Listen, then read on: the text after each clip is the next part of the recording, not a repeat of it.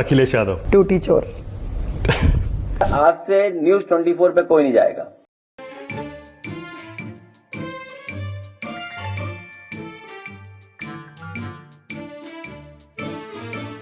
नमस्कार, मेरा नाम है निवेदिता शांडिल्य और आप देख रहे हैं पॉलिटिक्स।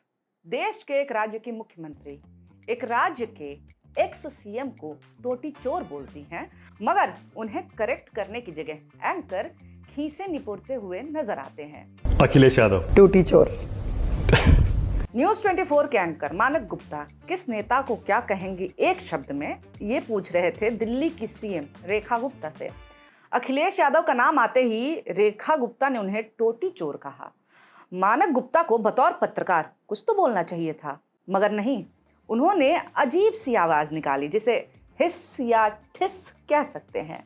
मानक की हंसी ऐसी जैसे कि रेखा जी ने कुछ बहुत मजेदार बात कह दी हो। एंकर की हंसी बताती है कि वो रेखा गुप्ता की बात का समर्थन करते हैं। वैसे मानक का रेखा जी को समर्थन राजनीतिक विचारों तक ही सीमित नहीं है। गुप्ता जी को इस बात की खुशी है कि गुप्ता जी सीएम बनी है। रेखा गुप्ता के सीएम बनने पर मानक ट्वीट करते हैं कि आखिरकार गुप्ता समुदाय को उसका हक मिल ही गया। अब देखिए, जाति है कि जाति नहीं। मीडिया जातिवादी काफी समय से है, पर जातिवाद का ऐसा खुला प्रदर्शन अब ज्यादा बढ़ गया है। मानक नाम लेते हैं फिर कपिल मिश्रा का। रेखा गुप्ता को ईमानदार शब्द याद आता है। कपिल मिश्रा आपके मंत्री ईमानदार। लगता है सीएम हाउस में न्यूज़पेपर नहीं आता। खेल की शुरुआत में सबसे पहले नाम लिया गया दिल्ली के पूर्व मुख्यमंत्री अरविंद केजरीवाल का। इस पर रेखा गुप्ता ने उन्हें झूठा कहा। इसके बाद उन्होंने एक सीएम आतिशी के खिलाफ भी अशोभनीय भाषा का प्रयोग किया। वहीं अमित शाह को उन्होंने गजब बताया और आरएसएस प्रमुख मोहन भागवत को आदरणीय कहा। कांग्रेस नेता राहुल गांधी पर टिप्पणी करते हुए उन्होंने कहा कि वो लीडर हैं ही नहीं। कहां से आ रहा है रेखा जी के पास इतना कॉन्फिडेंस? बताइए जरा, ये टीवी पर बैठ करके क्या क्या बोल रही हैं? और पत्रकारों का कॉन्फिडेंस कहां चला गया है, जिनकी हिम्मत नहीं है कि इन लोगों को टोक दें? अखिलेश यादव भी इस बात का जवाब ढूंढते हुए नजर आ रहे हैं। अखिलेश यादव की प्रेस कॉन्फ्रेंस में इस इंटरव्यू और रेखा गुप्ता के जवाब के बारे में सवाल पूछा गया, जिस पर अखिलेश यादव ने कहा कि आज के बाद न्यूज 24 पर समाजवादी पार्टी का कोई प्रवक्ता, कोई नेता नहीं जाएगा। आज से न्यूज 24 पे कोई नहीं जाएगा। यानी समाजवादी पार्टी के कार्यकर्ताओं से उन्होंने न्यूज 24 का पूर्ण बहिष्कार करने के लिए कहा। ये पहली बार वैसे है नहीं जब मानक गुप्ता कुछ ऐसी चीजों के लिए वायरल हुए हैं। प्रधानमंत्री जी का इंटरव्यू भी ऐतिहासिक था। इनके सवाल भी आप थकते क्यों नहीं हैं से कम नहीं थे। आप हमेशा मिशन मोड में क्यों रहते हैं? ऊपर वाला ज्यादा शक्ति दिया है क्या आपको? खुद ही सुनिए।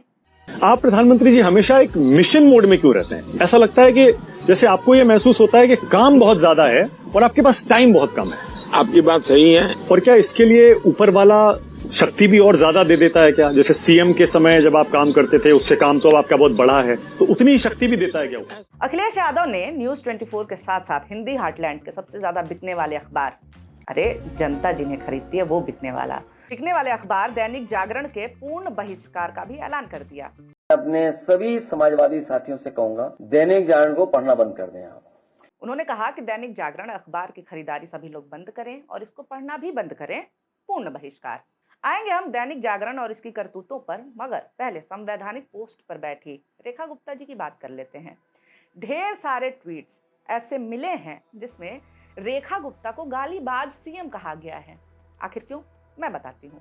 रेखा गुप्ता जी का साथी लीडर्स को गाली देने का पुराना इतिहास रहा है। आपको लग रहा है कि किसी को टोटी चोर बोलना गंदी बात है? फिर तो आपने रेखा जी को सुना ही नहीं है।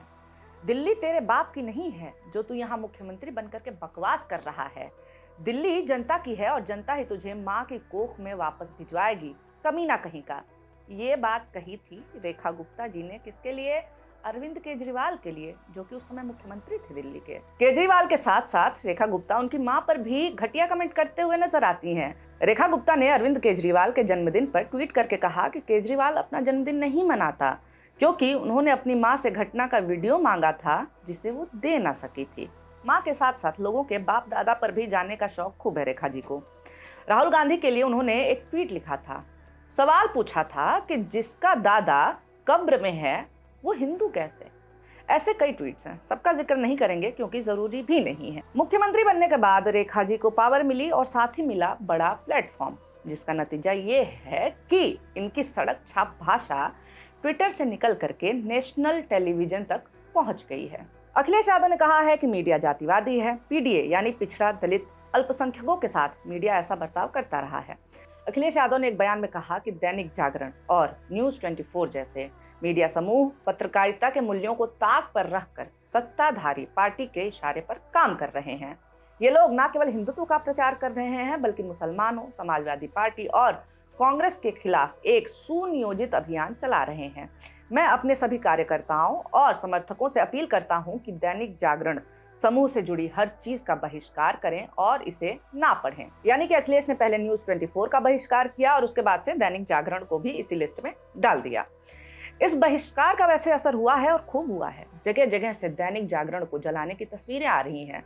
लोग कस्में खा रहे हैं कि दैनिक जागरण ना पढ़ेंगे ना खरीदेंगे। अखिलेश यादव ने केवल 2 मीडिया हाउसेस का नाम लिया, मगर समाजवादी पार्टी के मीडिया सेल ने पूरी की पूरी मीडिया को चेतावनी दे दी है। एक्स पर इन्होंने लिखा है कि तमीज में आ जाएं और निष्पक्ष तरीके से पत्रकारिता करें। समाजवादी तेवर किसी से दबने डरने वाले नहीं हैं। सबके इन ऑफिस मामले संज्ञान में हैं। सबके मामले यहीं उधेड़े जाएंगे, ये जान लें। भाजपा नेताओं की चरण वंदना, चाटुकारिता में इतना अधिक चरण गटर जल का रसपान ना करें कि खुद पर ही संक्रमण हावी हो जाए, क्योंकि अधो मानक स्तर पर आकर लथेड़ना और लथेड़ कर ठीक करना हम समाजवादियों को बखूबी आता है। दैनिक जागरण का 40 साल पुराना हश्र याद कर लीजिएगा। 40 साल पहले क्या हुआ था ऐसा? 40 साल पहले भी दैनिक जागरण का बहिष्कार समाजवादियों ने किया था।